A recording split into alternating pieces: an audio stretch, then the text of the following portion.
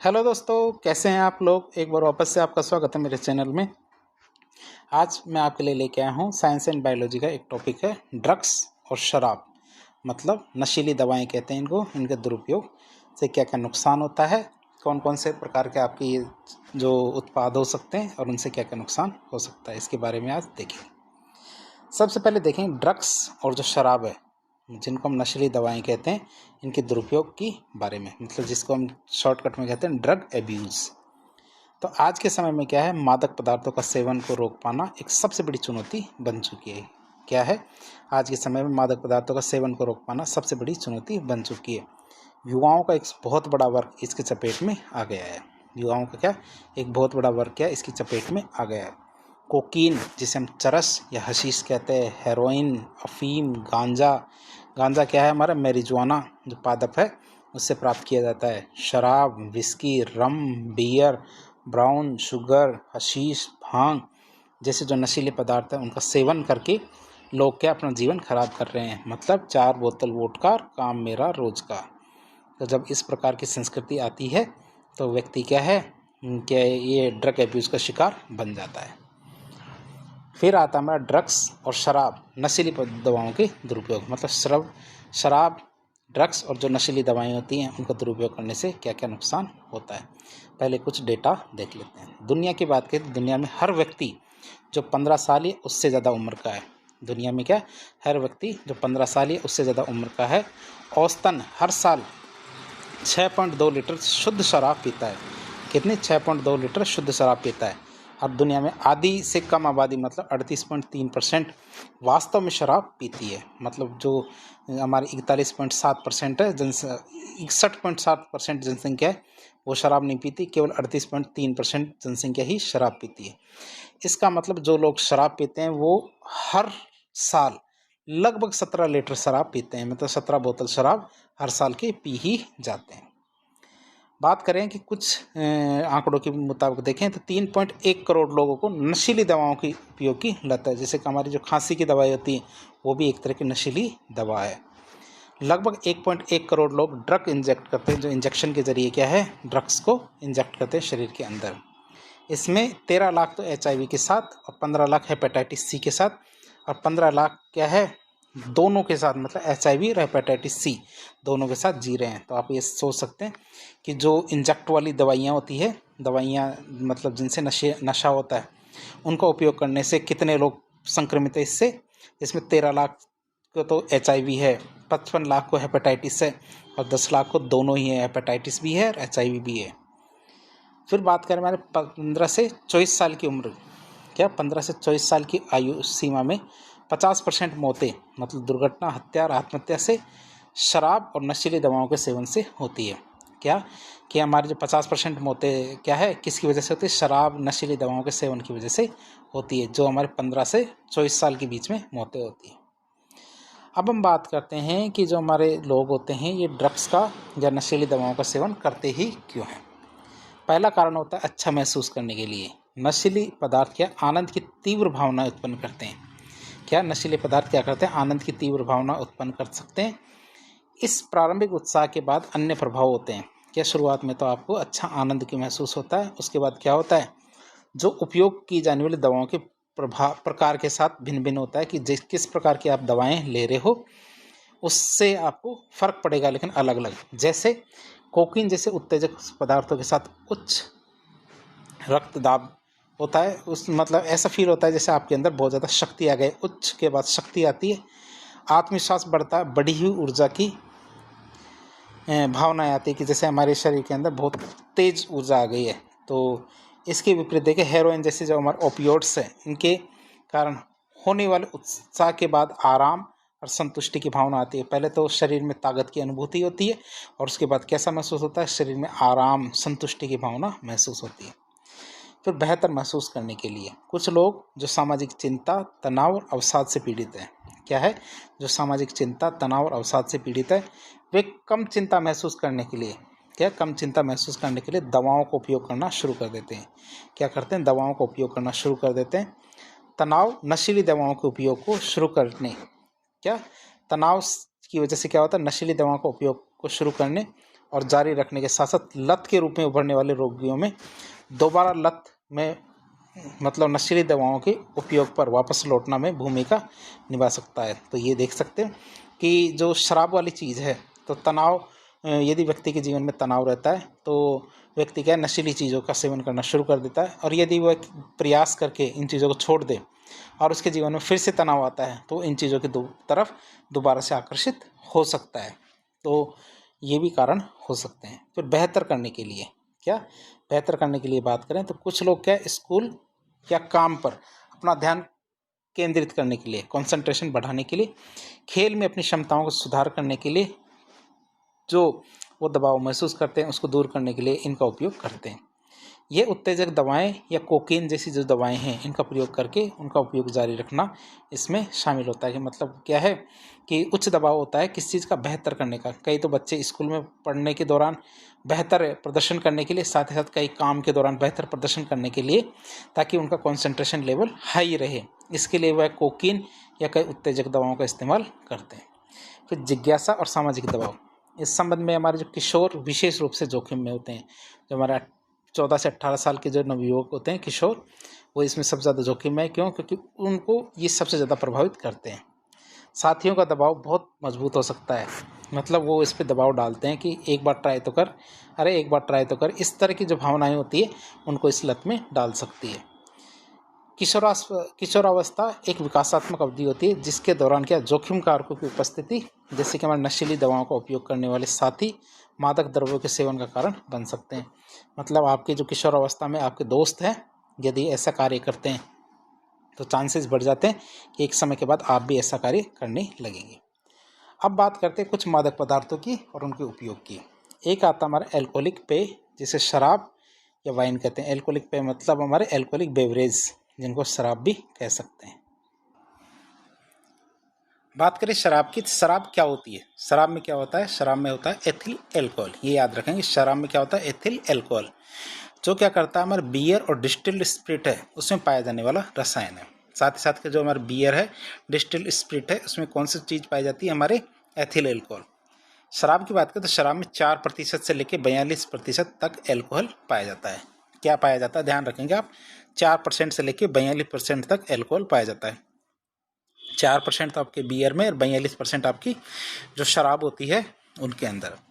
शराब की बात करें तो गुड़, जो महुआ, काजू और अन्य जो पदार्थ होते हैं उनको सड़ाकर उनको वाष्पीकरण करके विविध तरह की शराब बनाई जाती है।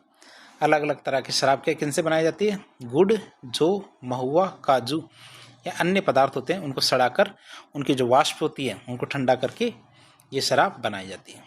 शराब के रूप देखें तो विस्की, रम, जिम, ब्रांडी, वोडका, ये सभी अल्कोहलिक किण्वन के उत्पाद होते हैं। अल्कोहलिक किण्वन के उत्पाद क्या क्या होते हैं? हमारे विस्की, रम, जिम, ब्रांडी, वोडका, ये सभी क्या होते हैं? अल्कोहलिक किण्वन के उत्पाद होते हैं।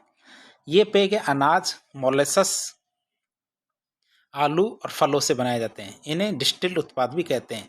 ये पेय क्या? अल्कोहल, मदिरा और बियर होते हैं। क्यों? क्योंकि इनमें के 4 से लेकर 42% तक अल्कोहल पाया जाता है। इन पेय पदार्थों को बनाने हेतु शुद्ध स्पिरिट तैयार की जाती है और उनसे ही इसको बनाया जाता है। तो शराब हमने देख ली। शराब के बाद आता है हमारा अफीम। क्या आता है? अफीम। भारत की बात करें तो भारत में अफीम की खेती मुगल शासक अकबर के समय में 1556 से लेकर 1605 में शुरू की गई थी। जो अकबर का शासनकाल था 1556 से 1605, इसी दौरान हमारे अफीम की खेती पहली बार शुरू की गई थी। अफीम के पौधे को हम क्या बोलते हैं? पेपेवर सोमनिफरम, जिसमें डोडा होता है। डोडा मतलब जो फूल होता है वो एक डोडे के रूप में होता है। उससे क्या दूध निकलता है, लेटेक्स निकलता है। उस लेटेक्स को सुखाकर पदार्थ बनता है और उसको सेवन करने से क्या मादकता आती है, मतलब नशीलापन आता है। यही हमारा अफीम का उपयोग है। अफीम की बात करें तो अफीम में 12% तक मॉर्फिन पाया जाता है। अफीम में क्या पाया जाता है? 12% तक मॉर्फिन पाया जाता है, जिसको आप प्रसंस्कृत करते हो। क्या? जिसको आप प्रसंस्कृत करते हो तो इससे आप हेरोइन नामक एक मादक पदार्थ या ड्रग्स बना सकते हो। आप ध्यान रखेंगे, अफीम में 12% तक मॉर्फिन पाया जाता है और उस मॉर्फिन को यदि प्रसंस्कृत करते हो प्रोसेस करते हो तो प्रोसेस करने के बाद आप क्या हेरोइन बना सकते हो, जिसमें अलग अलग मात्रा में एल्कलॉइड पाए जाते हैं। जैसे हमारे मॉर्फिन, कोडीन, थेबाइन, पेपरविन, ऐसे करके बहुत सारे एल्कलॉइड्स पाए जाते हैं जिनकी वजह से नशा होता है। तो बात करते हैं हेरोइन की। हेरोइन क्या है, हमारे अफीम पोस्ता होता है ना, डोडे होते हैं, उनसे प्राप्त जो दूध होता है उनको सुखा करके उनको प्रोसेस करके बनाया जाता है। अब बात कर हेरोइन की, तो हेरोइन को कैसे काम में लेते हैं, इसको सूंघते हैं धूम्रपान के साथ या इंजेक्शन के माध्यम से मानव शरीर में प्रवेश किया जाता है। इससे छुटकारा पाने के लिए ब्यूप्रेनोफिन, मेथाडोन, नाल्ट्रेस्टोन इस तरह की दवाइयों का उपयोग किया जाता है। कौन कौन सी दवाइयाँ हैं, ब्यूप्रेनोफिन, मेथाडोन, हमारे नाल्ट्रेक्सोन, इस तरह की दवाइयाँ उपयोग में ली जाती है हेरोइन से मुक्ति पाने के लिए। लेकिन मुक्ति आसानी से मिलती नहीं है जब तक आप मानसिक रूप से सुदृढ़ नहीं होते। फिर आता है आपका ब्राउन शुगर, इससे भी अफीम से बनाया जाता है। इसे बनाने के लिए अफीम, हेरोइन और स्मैक, क्या है, अफीम, हेरोइन, स्मैक तीनों का इस्तेमाल किया जाता है। तीनों को मिला करके ब्राउन शुगर बनाया जाता है। इसके लिए इसका नशा बहुत घातक होता है। इसलिए क्या होता है, इसका नशा बहुत घातक होता है क्योंकि इसमें तीनों चीज़ें होती है। कई बार इसका हैवी डोज हो तो व्यक्ति की जान भी चली जाती है। ब्राउन शुगर की बात करें, इसका हैवी डोज ले लिया जाए तो व्यक्ति की जान भी जा सकती है। फिर आपके आता है चरस। क्या आता है, चरस। चरस की बात करें, शुरुआत की बात करें, चरस कैसे शुरू हुआ। पहले चरस के मध्य एशिया में से क्या है, चमड़े के जो थैले होते थे जिन्हें चरस कहते थे, वहाँ से उनमें भर के आता था। जो चमड़े के थैले होते थे उनके क्या बोलते हैं, चरस, और उनके अंदर भर के आता था, इसलिए इसको चरस कहते हैं। इसके लिए इसका नाम क्या पड़ गया, चरस पड़ गया था। क्यों, क्योंकि जो चमड़े के थैले थे उनको चरस कहते थे। और ये कहाँ से आता था, मध्य एशिया से, जो हमारा अफगानिस्तान है, तुर्कमेनिस्तान, उज्बेकिस्तान, तो उधर से होके ये आता था। बात करें चरस की, तो चरस के लिए एक पौधा होता है कैनेबिस, नाम याद रखेंगे आप, कैनेबिस नाम का एक पादप होता है, बहुत ज़्यादा इंपॉर्टेंट पादप है इस लेसन के नज़रिए से। तो कैनेबिस नामक पादप के पौधे से प्राप्त होती है। इसी से हमारी गांजा और भांग भी मिलती है। आप ध्यान रखेंगे, कैनेबिस पादप के सभी चीज़ें इंपॉर्टेंट होती है। कैसे इंपॉर्टेंट होती है, पहली चीज़, इसके पौधे से रेजिन निकलता है। रेजिन का मतलब होता है दूध जैसा एक पदार्थ होता है।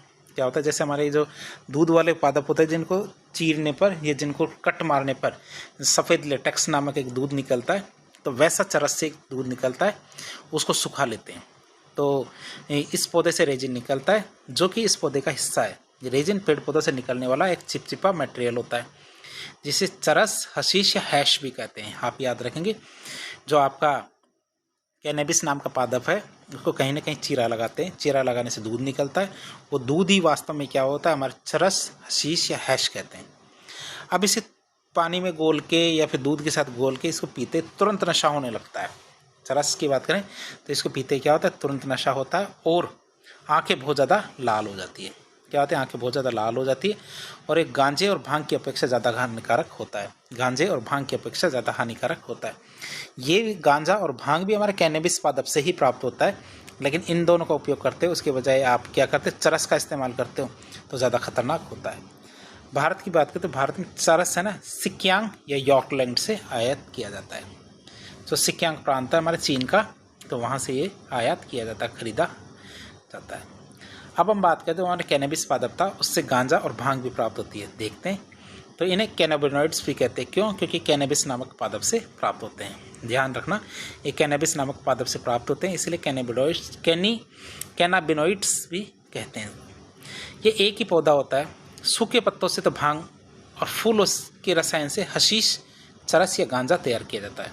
हशीश, चरस या गांजा तैयार किया जाता है। तो गांजा आप मैंने याद रखना, क्यों, क्योंकि चरस या हशीश तो क्या है, हमारे जो उनका जो क्या कहते हैं रेजिन होता है, रेजिन का मतलब गोंद होता है, वो उससे प्राप्त होता है। लेकिन आपको क्या है, फूलों से तो गांजा प्राप्त होता है, सूखे पत्तों से भांग प्राप्त होती है, और जो उनका क्या था, उनका गोंद था, रेजिन था, उससे हमारे क्या प्राप्त होता है, उससे हमारे चरस प्राप्त होता है।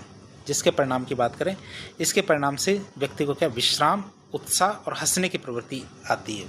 कैसी, विश्राम, उत्साह और हंसने की प्रवृत्ति आती है, जिसके परिणाम स्वरूप मानसिक निर्भरता होती है। क्या होती है कि व्यक्ति अच्छा महसूस करना शुरू कर देता है। भांग का उपयोग पानी में घोलकर, गोलियां बनाकर, पकौड़ी, कचौड़ी, लड्डू, बर्फी, बिस्कुट, कुल्फी इनमें डालकर किया जा सकता है। गांजे को तंबाकू की तरह चिलम में भरकर भी पिया जा सकता है। क्या, गांजे को तंबाकू की तरह चिलम में भरकर भी पिया जा सकता है। ये पदार्थ क्या, खुशी का एहसास करने के साथ साथ भ्रम, विस्मरण की शक्ति उत्पन्न करते हैं। इससे व्यक्ति का धीरे धीरे भूलना शुरू कर देता है। वे श्वसन दर को तेज करते हैं और प्रतिक्रिया समय को कम करते हैं। ये क्या करते हैं? श्वसन दर को तेज करते हैं और प्रतिक्रिया समय को कम करते हैं। जैसे हमारे गांजा, हशीश, भांग और ये सब। तो ध्यान रखना, गांजा तुम्हारी पत्तियाँ होती है, भांग हमारी क्या होता है? फूल होता है, और चरस क्या होता है? जो रेजिन होता है, गोंद होता है, उसको कहते हैं। इसका कैनाबिस पादप का। फिर आता हमारे तंबाकू। तंबाकू की बात करें हम तो यह निकोटियाना टबेकम नामक एक पादप है, उनके पत्तों को सुखाकर प्राप्त किया जाता है। तंबाकू क्या है हमारा? निकोटियाना टबेकम नामक पादप है, उनके पत्तों को सुखाकर प्राप्त किया जाता है। इससे निकोटिन नामक एल्कोलॉइड पाया जाता है। इसमें क्या पाया जाता है? निकोटिन नामक एल्कोलॉइड पाया जाता है, जिसमें नाइट्रोजन ज़्यादा मात्रा में होता है, इसीलिए इसको निकोटिन कहते हैं। तंबाकू का उपयोग आप सिगरेट, बीड़ी, हुक्का, गुल, गुड़ाकू, जर्दा, किमाम, खैनी, गुटखा इन सब में करते हैं। क्या हमारे सिगरेट, बीड़ी, हुक्का, गुल, गुड़ाकू, जर्दा, किमाम, खैनी, गुटखा इन सब में आप तंबाकू का उपयोग करते हो। और इसको खाने से हमारे कैंसर, मुंह का नहीं खुल पाना, रक्तचाप का बढ़ना, दमा, ये सारी बीमारियां हो सकती है। इसके बाद आता है हमारे कोकीन।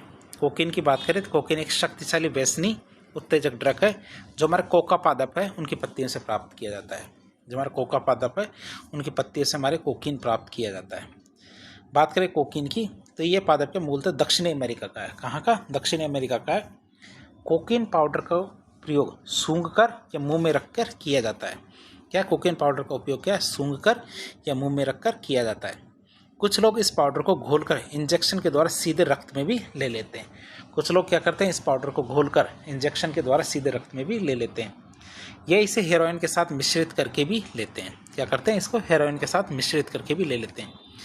जब इसे हेरोइन के साथ मिश्रित करके लिया जाता है तो इसे स्पीड बॉल कहते हैं। ध्यान रखना, स्पीड बॉल किसे कहेंगे? जब क्या हमारे कोकीन है तो कोकीन को हेरोइन के साथ मिला के लिया जाता है तो इसे स्पीड बॉल कहते हैं।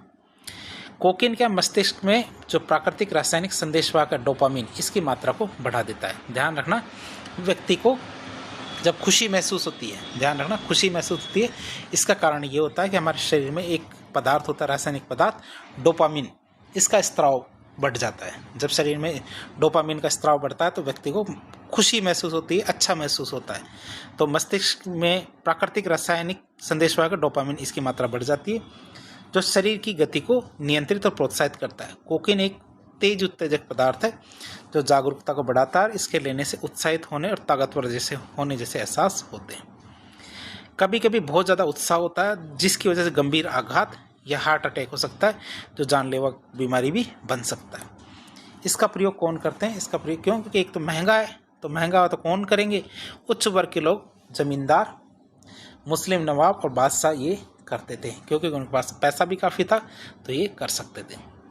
फिर आता हमारा साइक्लोडिक्स, मतलब विभ्रामक। ये दवाओं का समूह होता है जो क्या करता है? धारणा, मनोदशा, विचार प्रक्रिया को बदल देते हैं।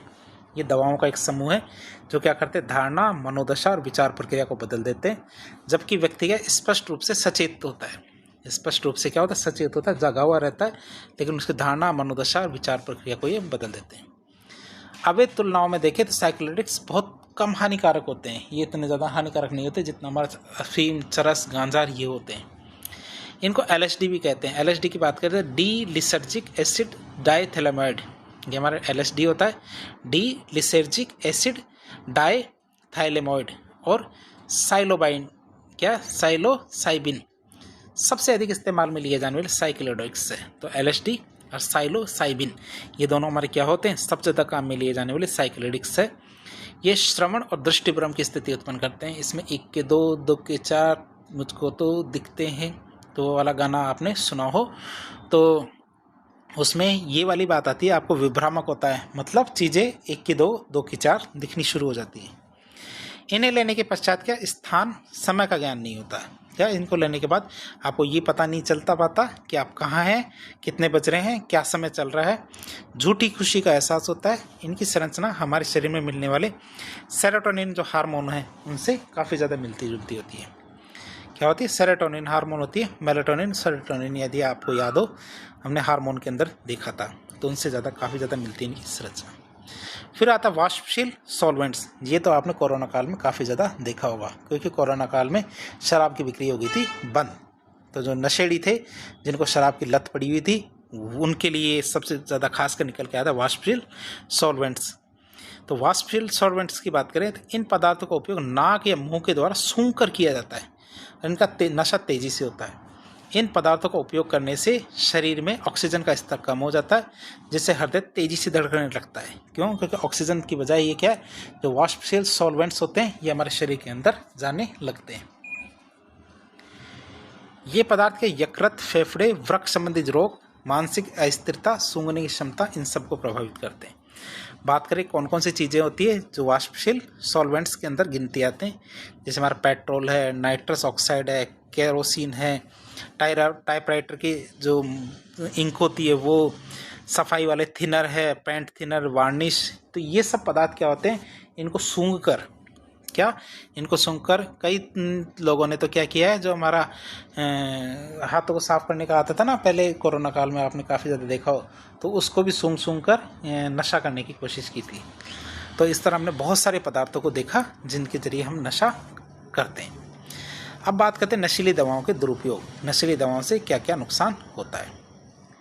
नशीली दवाओं के दुरुपयोग एक लत है, जो नशे की लत वाली दवाओं के बार बार उपयोग करने से होती है। मतलब ऐसी दवाएं जिनसे नशा होता है, उन दवाओं का उपयोग यदि आप बार बार करते हो तो आपको ये बीमारी हो सकती है। जैसे हमारा शराब, मारिजुआना, मतिभ्रम, ओपियोइड्स दवाओं के उदाहरण हैं जिनका आप उपयोग करते हो। नशा एक ऐसी बीमारी है जो नकारात्मक प्रभाव के बावजूद लोगों को अनिवार्य रूप से नशीली दवाओं का सेवन करने के लिए प्रेरित करती है। अब आपको ये भी पता होना चाहिए कि जो भी नशीले पदार्थों का सेवन करते हैं उनको पता है ये बात कि नशीले पदार्थों का सेवन करना गलत है, लेकिन इसके बाद भी वो इनको छोड़ नहीं पाते हैं। मादक द्रव्यों के सेवन और मादक द्रव्यों के सेवन से उत्पन्न जो मस्तिष्क पर सुखद प्रभाव है वो उत्पन्न करने के लिए कुछ रसायनों का उपयोग किया जाता है। इसमें क्या किया जाता है, हमारे मस्तिष्क पर सुखद प्रभाव उत्पन्न करने के लिए जो मादक द्रव्यों का सेवन किया जाता है। नशीली दवाओं के उपयोग से शरीर को होने वाले जो दीर्घकालिक नुकसान है, पर शरीर को तो इससे दीर्घकालिक नुकसान होगा ही होगा। सुई क्या उपयोगकर्ता को HIV और हेपेटाइटिस B और C इस तरह की बीमारियां भी उत्पन्न कर सकती है। पर दिमाग का तो, शरीर का तो खराब होता ही होता है, कई प्रकार की बीमारियां भी हो जाती हैं। अब बात करें हमारे भारत के अंदर ड्रग्स की, या भारत में ड्रग्स और मादक द्रव्यों के सेवन की बात करें तो भारत में युवाओं में जो मादक पदार्थ है उनकी लत की समस्या नाटकीय रूप से बढ़ी है, मतलब तेजी से बढ़ी है। 2015 में पंजाब राज्य सरकार ने नशीली दवाओं के दुरुपयोग का सर्वेक्षण शुरू किया, जिससे पता चला कि केवल पंजाब में 2,30,000 ड्रग उपयोगकर्ता है। मतलब 2,30,000 से ज़्यादा लोग क्या ड्रग्स को काम में लेते हैं। ये केवल पंजाब की स्थिति है, इसीलिए तो हमारा उड़ता पंजाब मूवी आई थी।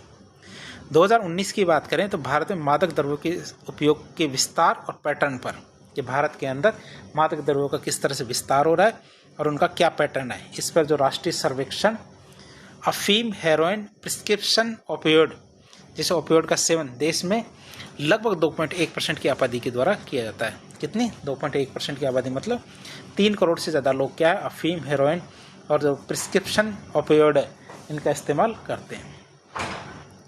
2019 की बात करें, 2019 के एक राष्ट्रीय अध्ययन के अनुसार 10 से 75 साल वर्ग के लगभग 2.8% भारतीयों ने भांग, गांजा या चरस के रूप में भांग का सेवन किया है। क्या? जो हमारा नशीले पदार्थ है उनका किस तरह किया, भांग, गांजा या चरस के रूप में उपयोग किया है।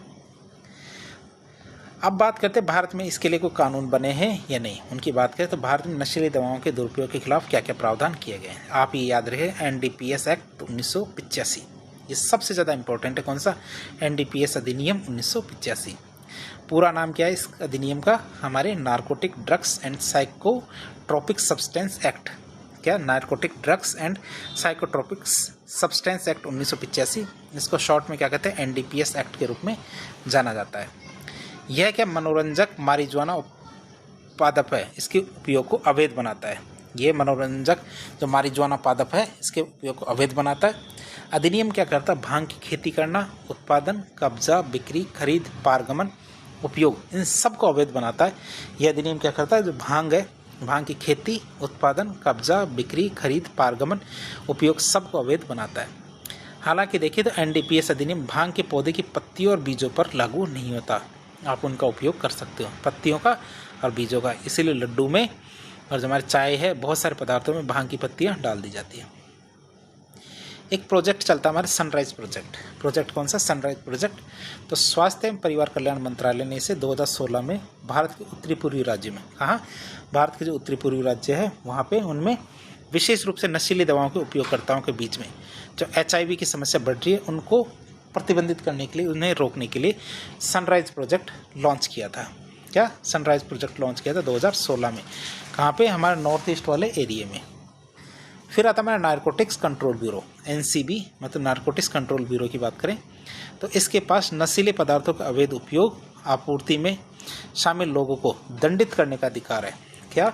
जो हमारा नारकोटिक्स कंट्रोल ब्यूरो है इसके पास क्या है? नशीले पदार्थों के अवैध उपयोग, जो हमारे आपूर्ति है, इनमें शामिल लोगों को दंडित करने का अधिकार है।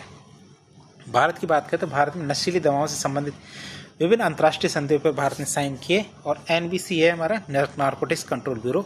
इन अंतर्राष्ट्रीय संधियों की आवश्यकताओं को क्रियान्वित करने का प्रभावी है कि जो अंतर्राष्ट्रीय संधियाँ हैं तो भारत में वो संधियाँ लागू हो, इसके लिए कौन काम करता है? NCB, मतलब नारकोटिक्स कंट्रोल ब्यूरो।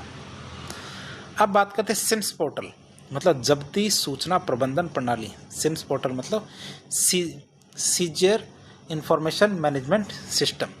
तो 2019 में गृह मंत्रालय ने अखिल भारतीय दवा जब्ती डेटा, क्या? अखिल भारतीय दवा जब्ती डेटा को डिजिटाइज्ड करने के लिए narcotics, drugs and psychotropic substance act के तहत, जो NDPS एक्ट है, इसके तहत अनिवार्य रूप से सभी दवा कानून प्रवर्तन एजेंसियों के लिए सिम्स पोर्टल लॉन्च किया कि वो जितनी भी दवाइयाँ हैं उनको क्या इस पोर्टल पे रजिस्टर करें। सिम्स पोर्टल है। फिर आता है औषधीय दुरुपयोग का राष्ट्रीय संस्थान, मतलब national institute of medical abuses. इसकी स्थापना अन्य बातों के अलावा अवैध मादक पदार्थ है उनकी तस्करी से निपटने और व्यसनों के पुनर्वास और नशीली दवाओं के उपयोग के बारे में जनता को शिक्षित करने के लिए की जो लागत है उसकी निधि के लिए बनाई गई है कि उसके जो दूर करने के लिए जो पैसा है, फंड है, उसको इकट्ठा करने के लिए national institute of medicine abuse है उसके द्वारा किया गया है। फिर आता है हमारे विभिन्न केंद्रीय और राज्य एजेंसियों के बीच में समन्वय। जितने भी हमारे सेंटर की और स्टेट की जो एजेंसी हैं उनके बीच में कोऑर्डिनेशन होना बहुत ज़्यादा ज़रूरी है। बात करें ड्रग कानूनों को प्रभावी ढंग से लागू करने के लिए, क्या? ड्रग कानूनों को प्रभावी ढंग से लागू करने के लिए गृह मंत्रालय ने 2016 में नार्को कोऑर्डिनेशन सेंटर NCORD, तो ये नार्को हमारे कोऑर्डिनेशन सेंटर की प्रणाली विकसित किए। अधिक समन्वय के नॉकआउट प्रणाली को जुलाई 2019 में जिला स्तर पर तक 4 स्तरीय डिजाइन में अद्यतन किया है। जिला, राज्य, जिला, संभाग, राज्य और देश, इस तरह 4 स्तर पर इसको डिजाइन किया गया है। फिर एक कार्य योजना आती है हमारी नशा मुक्त भारत कार्य योजना 2020-21।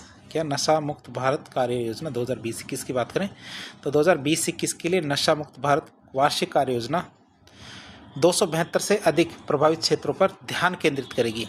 तो यह कार्य योजना क्या करेगी?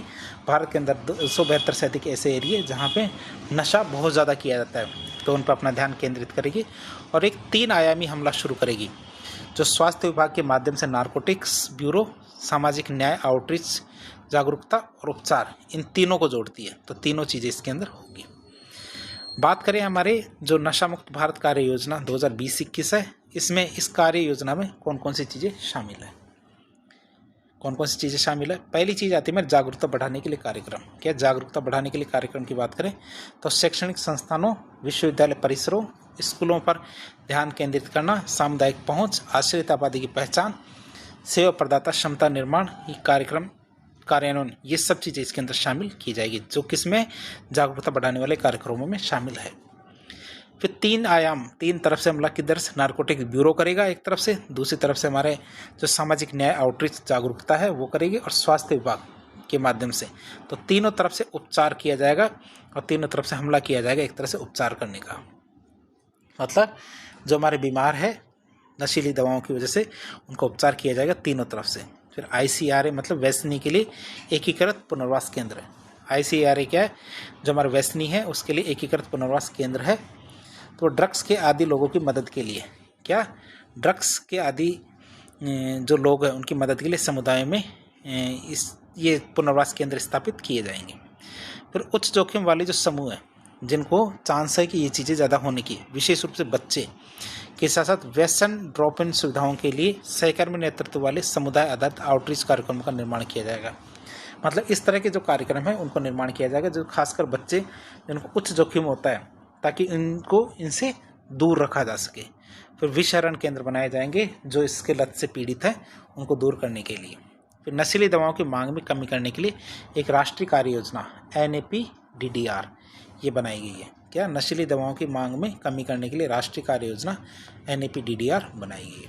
तो बात करें सामाजिक न्याय और अधिकारिता मंत्रालय के द्वारा, किसके द्वारा? सामाजिक न्याय और अधिकारिता मंत्रालय के द्वारा वर्ष 2018 से 2023 के लिए नशीली दवाओं की मांग में कमी के लिए एक राष्ट्रीय कार्य योजना NAPDDR बनाई गई है।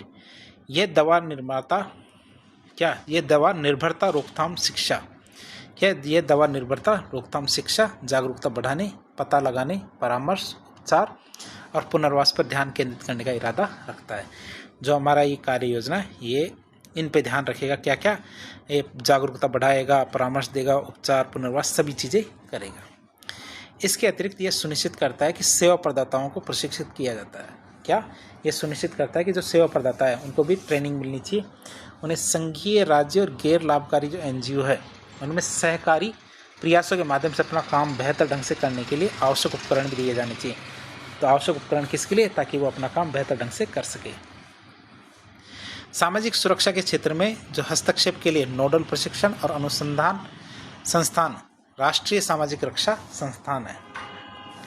फिर NAPDDR की बात करें तो NAPDDR व्यक्ति, परिवार, कार्यस्थल, समाज पर व्यापक रूप से जो नशीली दवा हैं उनके उपयोग के नकारात्मक प्रभाव के बारे में जन जागरूकता बढ़ाता है। NAPDDR क्या करता है? व्यक्ति, परिवार, कार्यस्थल, समाज पर व्यापक रूप से नशीली दवाओं के उपयोग के नकारात्मक प्रभाव के बारे में जन जागरूकता बढ़ाता है। नशीली दवाओं पर निर्भर समूहों लोगों को समाज में फिर से जोड़ने के लिए यह उनके प्रति कलंक और पूर्वाग्रह को कम करता है। अब हम बात करते हैं, ये तो हमारे भारत के अंदर जो प्रोग्राम चल रहे थे उनकी बात है। अब देखेंगे वैश्विक स्तर पर नशीले पदार्थों से संबंधित कौन कौन से कानून और संधियाँ। पहला आता हमारा single convention on narcotic drugs 1961। तो ये सबसे महत्वपूर्ण अंतर्राष्ट्रीय संधि है जिसका उद्देश्य क्या है? नशीले पदार्थों का उत्पादन, वितरण और उपयोग। क्या? उत्पादन, वितरण, उपयोग केवल चिकित्सकीय और वैज्ञानिक उद्देश्यों के तक सीमित रखना है। क्या? केवल चिकित्सकीय और वैज्ञानिक उद्देश्यों तक ही सीमित रखना। यह अफीम, कोकीन, कैनाबिस मतलब चरस, गांजा, इन सब के उपयोग को जो पदार्थ है, ये सारे पदार्थ है, इनको कंट्रोल करता है। फिर बात करें convention on psychotropic substance act 1971। उसकी बात करें, यह संधि क्या? मानसिक प्रभाव डालने वाले पदार्थ। यह संधि क्या करती है? मानसिक प्रभाव डालने वाले पदार्थों जैसे हमारा LSD, एम्फेटामिन, बार्बिचुरेट्स इनको नियंत्रित करती है। ये संधि क्या करती है? मानसिक प्रभाव डालने वाले पदार्थों जैसे हमारा LSD, एम्फेटामिन, बार्बिचुरेट्स इनको नियंत्रित करती है। मेडिकल साइंस में इनका सीमित उपयोग किया जाता है, लेकिन इनका दुरुपयोग तेजी से बढ़ा है। कि मेडिकल साइंस में इसका सीमित उपयोग होता है लेकिन इनका दुरुपयोग भी तेजी से बढ़ा है। तीसरा कानून आता हमारा United Nations convention against illicit traffic in narcotic drugs and psychotropic substance act 1988, जिसे वियना कन्वेंशन भी कहते हैं। तो यह संधि का ड्रग्स की अवैध तस्करी, मनी लॉन्ड्रिंग, संगठित अपराधों के खिलाफ बनाई गई है। यह संधि क्या है? ड्रग्स की अवैध तस्करी, मनी लॉन्ड्रिंग और संगठित अपराध के खिलाफ बनाई गई। इसमें कड़े दंड, अंतर्राष्ट्रीय सहयोग और संपत्ति जब्त करने जैसी व्यवस्था भी की गई है। तो इसमें क्या कड़े दंड भी दिए गए हैं, अंतर्राष्ट्रीय सहयोग और संपत्ति जब्त करने जैसी व्यवस्था की गई है। फिर ये हमारे कौन लागू करता है? नार्कोटिक्स कंट्रोल ब्यूरो लागू करता है। फिर होता है UNODC, होता है United nation office on drugs and crimes. तो ये संयुक्त राष्ट्र की एक विशेष एजेंसी है। यह क्या है? हमारी संयुक्त राष्ट्र की एक विशेष एजेंसी है जो नशीली दवाओं की निगरानी करती है। क्या करती है? जो नशीली दवाओं की निगरानी करती है, देशों को सहयोग देती है, जागरूकता अभियान चलाती है और ड्रग तस्करी पर वैश्विक रिपोर्ट प्रकाशित करती है। ये क्या करती है? ड्रग तस्करी पर वैश्विक रिपोर्ट प्रकाशित करती है। फिर दो शब्द आते हैं हमारे पर, गोल्डन क्रिसेंट और गोल्डन ट्रायंगल। गोल्डन क्रिसेंट मतलब जो स्वर्णिम चांद, और गोल्डन ट्रायंगल मतलब स्वर्णिम त्रिभुज। ये दो प्रसिद्ध अंतर्राष्ट्रीय ड्रग उत्पादन क्षेत्र है जो अवैध अफीम उत्पादन तस्करी के लिए कुख्यात है। इनका संबंध क्या? वैश्विक ड्रग तस्करी नेटवर्क से है और भारत पर भी इनका प्रभाव पड़ता है। क्या? भारत पर भी इनका प्रभाव पड़ता है। सबसे पहले आता है गोल्डन क्रिसेंट। बात करें स्थान की, ये कौन सा स्थान है? ये क्षेत्र हमारे दक्षिण पश्चिमी एशिया में स्थित है और इसमें 3 देश शामिल है। कौन कौन से? अफगानिस्तान, ईरान और पाकिस्तान। कौन कौन से 3 देश शामिल है इसमें? अफगानिस्तान, पाकिस्तान और ईरान। विशेषताओं की बात करें तो अफगानिस्तान दुनिया का सबसे बड़ा अवैध रूप से अफीम उत्पादक देश है।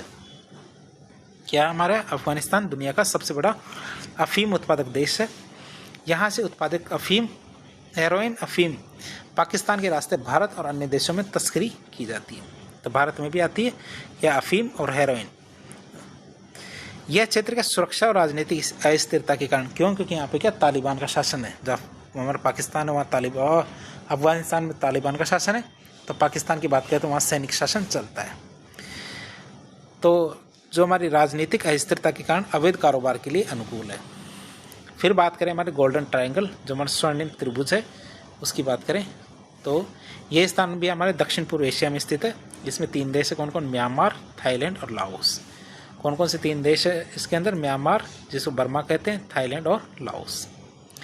बात करें इसकी विशेषताओं की तो यह क्षेत्र अफीम और सिंथेटिक ड्रग, यह क्षेत्र का हमारा अफीम, सिंथेटिक ड्रग जैसे हमारा मेथाम्फेटामिन या मेथाम्फेटामिन, इसका एक प्रमुख उत्पादक केंद्र है।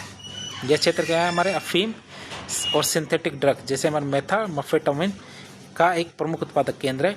म्यांमार की बात करें तो म्यांमार इस क्षेत्र का प्रमुख उत्पादक देश है। म्यांमार क्या है? इस क्षेत्र का प्रमुख उत्पादक देश है। भारत के पूर्वोत्तर राज्य से हमारा मणिपुर, मिजोरम इन क्षेत्र के संपर्क में है, जिससे ड्रग्स की तस्करी चुनौती बढ़ जाती है कि मतलब इन एरियो से होते हुए भारत में भी ड्रग्स आसानी से आ सकता है। अब बात करें भारत पर इनका प्रभाव।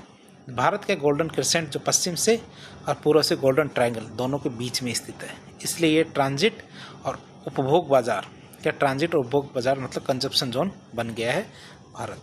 तो इस तरह एक लेक्चर के जरिए हमने आज जो हमारे ड्रग्स और जो हमारे शराब, नशीली दवाएं हैं, इनके बारे में देखा, इनके दुरुपयोग के बारे में देखा, भारत के अंदर कौन से प्रोजेक्ट्स, कौन से कानून, कौन सी एजेंसियां काम कर रही है, विश्व में कौन सी एजेंसियां काम कर रही है और इनके प्रभाव, इन सब के बारे में देखा। तो इस प्रकार के इन्फॉर्मेटिव वीडियो देखने के लिए हमारे चैनल से जुड़े। वीडियो यदि पसंद आता है तो वीडियो को लाइक करें, चैनल को सब्सक्राइब करें, अपने दोस्तों के साथ शेयर करें। धन्यवाद।